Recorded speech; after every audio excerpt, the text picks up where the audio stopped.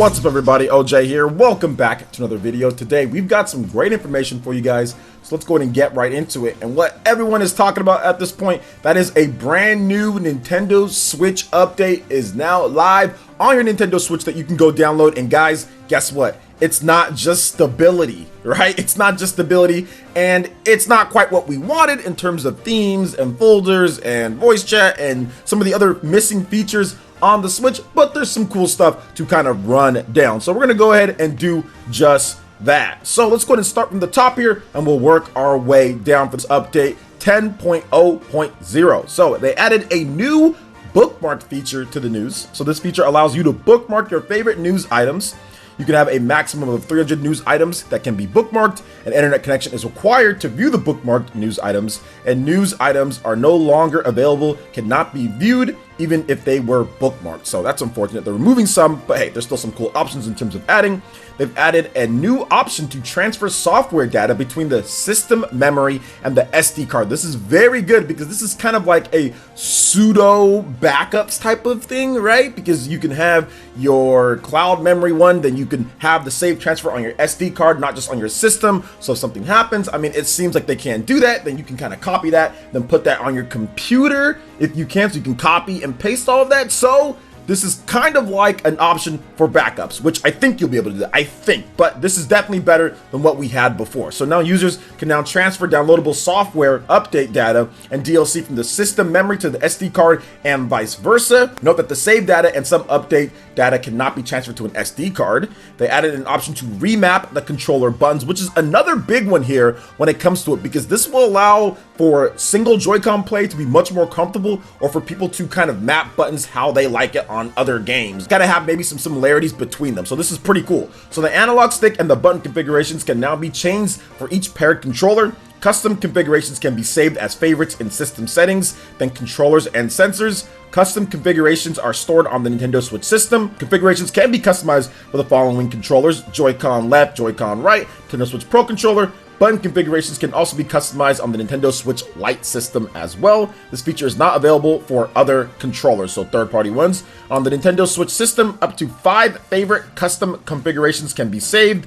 1 for the Joy-Con L, 5 for the Joy-Con R, 5 for the Nintendo Switch Pro controller. 5 configurations can also be saved as favorites for the Nintendo Switch Lite. Now they also added in a brand new section in the user settings for play activity settings, which is a little bit weird, but at the same time, I mean, I guess. So the options for display play activity 2 and delete play activity have been moved from friend settings to a new play activity settings. And they've also added new selections to the lineup of user profile icons, just, I guess, not in time for Animal Crossing, just after Animal Crossing. You can select 6 new icons from the Animal Crossing New Horizons game for your user, plus the patented, the awesome, the amazing general system stability improvements to enhance the user's experience have also been added in there. So not bad at all. Okay update, pretty good update actually, with the whole memory type of thing, and the icons, that's cool too. The button mapping, that's also really cool. I like all of that, but we're still waiting on those folders. We're still waiting on those themes. We're still waiting on that voice chat and the system messaging from a user level. We're still waiting on those things, but maybe one of these days, but probably not. It's been 3+ years, so who knows at this point. Seems like they're just adding like little auxiliary things here and there. And we need some Xenoblade icons. I know Xenoblade's coming out pretty soon here, within the next month or so. But anyway, what are you guys' thoughts on this? Let me know in the comment section below. All right, and moving on to the next topic here, we've got a big Bandai Namco sale going on here, a spring 2020 sale. And to be honest, there are a ton of games that are sale on the eShop. For example, Call of Juarez, Oddworld, Puyo Puyo Tetris, Slay the Spire, Vampire, and so much more. So I'll actually have a link so you guys can check out all of the big sales and kind of the good ones there. Even stuff like Assassin's Creed, the Rebel Collection, Assassin's Creed 3 Remastered, buying them individually. You have Atelier games, Axiom Verge, Bastion. You have some Batman games in terms of the Telltale games, Blaze Blue Cross Tag Battle. I mean, there's just so much stuff, and that would probably be my pick out of all of these here, out of all of these games. If you're gonna pick one, and if you're into fighting games, or if you think fighting games are cool, BlazBlue Cross Tag Battle is $4.80. That is the pick out of all of this because that's such a great deal for such an awesome game on the eShop. Also, Mario plus Rabbids Kingdom Battle is $14.99, and Mark of the Ninja Remastered, that's also a very good one too. So there's a lot of great games on sale here, a lot of great old school games and different stuff like that. Even Sonic Mania is $9.99. So check out that huge sale that's going on. But also, Bandai Namco has a massive sale on games with their spring offerings, and Katamari Damacy Reroll is only $10 on the Nintendo Switch, which is really good. Also, a game like Digimon Story Cyber Sleuth Complete Edition, that's $29.99. That's also a very good RPG on the Nintendo Switch. Stuff like Dragon Ball FighterZ, $14.99. God Eater 3 is $29.99. You can even get the Naruto Ultimate Ninja Storm Trilogy for $20. Ni no Kuni is $29.99. Sword Art Online Fatal Bullet Complete Edition, that was $60.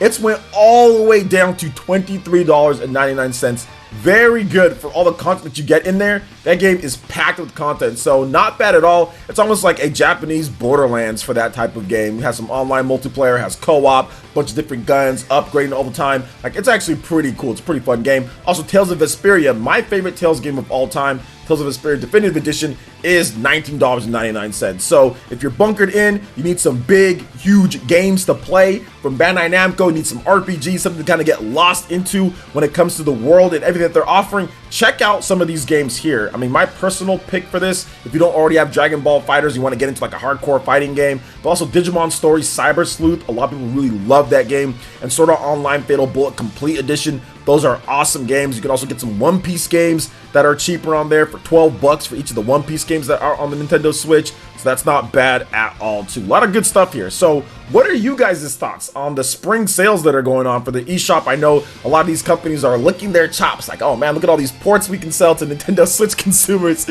I mean, we pretty much already made most of our money. We can make some more with these spring sales. Everybody's at home. So what are you guys' thoughts on this? Let me know in the comment section below. All right, I'm moving on to the final topic. We have a little bit more of a somber state because there is someone that many of you guys might not have known his name, but you know this character, and that is Peppy Hare from Star Fox 64. The voice actor, Rick May, has passed away from CV, and he also did Andros as well. So this is someone that's been in the Nintendo pantheos, the Nintendo like lore with Peppy Hare. He's such a iconic character. Do a barrel roll. I mean, that was him. You know what I'm saying? Like, that was him. So it's very unfortunate. This virus is taking so many people's lives, but let's go ahead and let's talk a little bit about Rick May. So the original voice of Peppy Hare and Andros has passed away. Rick May had moved into a nursing home for rehabilitation after recovering from a stroke, but unfortunately caught the CV while he was there. Now, aside from voicing those two Nintendo characters in Star Fox 64, May played the role of a soldier in Team Fortress 2 and Age of Empires 2. He was more than just a voice actor, having appeared in major motion pictures, TV, and commercial. We'd also be remiss if we failed to mention that May was a teacher at Rekindle School. So this guy had a legendary life, and seriously, my thoughts and prayers go out to him and his family in this tough time. This virus has taken the lives of many people across the world, and it's very unfortunate that this has happened, man. But it is, you know, what it is, and we can remember him for what he did. I mean, I know it was iconic for me, but I'll do a barrel roll and all the stuff. You become more like your father, Fox. Like, all of that stuff was just great. I loved Star Fox 64. I thought it was amazing, and he did a great job. I was blown away by the voice acting in that game because, like, you really hadn't seen it too much, right, with Nintendo games, and that had amazing voice acting, especially from Star Fox on the Super Nintendo, where it was just like blah blah blah blah and all these different little trips and stuff, and they went to full voice acting with Star Fox 64. It was great, and he was one of the reasons that made it awesome. So seriously, shout outs to you, man, and we'll always remember you for doing the barrel roll. So thank you so much for everything you did, man. So what are you guys' thoughts on everything that we discussed here, from the new Switch update 10.0 that's adding some things and then not adding some things? Also, with the eShop sale, what games are you guys planning on picking up with that? What are you guys looking at when it comes to it? Of course, Bandai Namco and what they're doing with the sale here, in addition to what we just discussed with Mr. Rick May passing away, the original voice of Peppy Hare and Andros, man. That's just nuts. This CV, man, it's just bad news all around. But what are you guys' thoughts on all of this? I'd love to hear what you guys have to say in the comment section below. And as a special little side note, I wanted to thank each and every single one of you guys who recently came out to my birthday live stream and supported and all of that. Seriously, I had a blast, and I want to just say from the bottom of my heart, once again, thank you guys so much for everything. All right, guys, that wraps it up for this video here. Check out the link in the description. We've got Twitter. Go and give us a follow on there. Stay up to date on all the latest gaming news and information. Also, make sure you like, comment, and subscribe, and share this video if you can. Thank you guys so much for watching, and we'll catch you for the next one. Peace.